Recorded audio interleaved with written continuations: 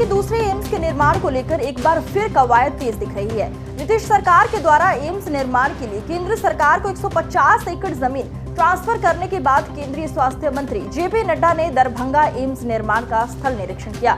इस दौरान नड्डा ने कई महत्वपूर्ण निर्देश भी दिए। इस अवसर पर बिहार के स्वास्थ्य मंत्री मंगल पांडे के अलावा भाजपा के कई वरिष्ठ नेता उपस्थित थे।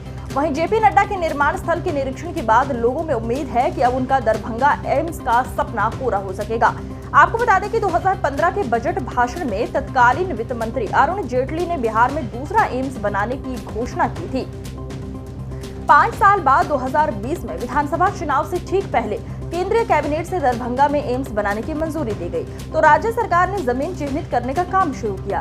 पहले डीएमसीएच अस्पताल परिसर में एम्स बनाने का प्रस्ताव राज्य सरकार ने पास किया, लेकिन बाद में राज्य सरकार ने पाया कि एक ही परिसर में 2-2 अस्पताल बनने से ये साधारण अस्पताल बनकर रह जाएगा। सुपर स्पेशलिटी ब्लॉक का शुभारंभ करने का सौभाग्य मिला। मैं अपनी ओर से आप सब लोगों को और स्वास्थ्य मंत्रालय की तरफ से आप सबको प्रधानमंत्री जी मोदी जी के द्वारा और नीतीश जी के सहयोग के कारण ये जो सुपर स्पेशलिटी ब्लॉक आपको मिला है, इस नायाब तोहफे के लिए, इसके लिए मैं आप सबको बहुत बहुत बधाई देता हूं। बहुत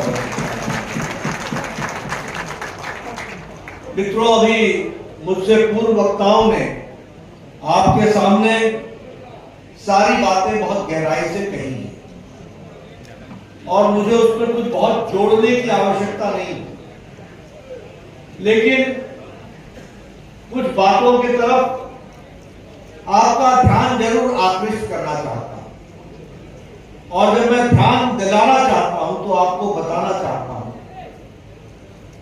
कल भी मैं कह रहा था, आज भी मैं कहता हूं कि आप के हाथ में और आपके द्वारा एक बहुत बड़ी ताकत है।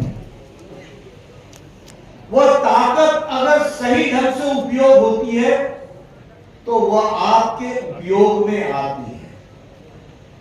अगर वह ताकत गलत ढंग से उपयोग होती है तो वह आपके लिए तकलीफदायक है।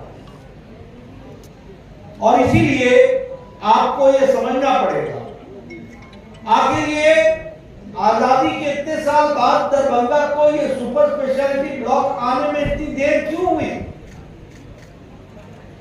आपको ये सोचना पड़ेगा कि आज से पहले आकर के किसी मंत्री ने ये क्यों नहीं कहा कि हम यहाँ all India institute of medical sciences खोलेंगे और प्रधानमंत्री जी द्वारा उसका शुभारंभ कराएंगे।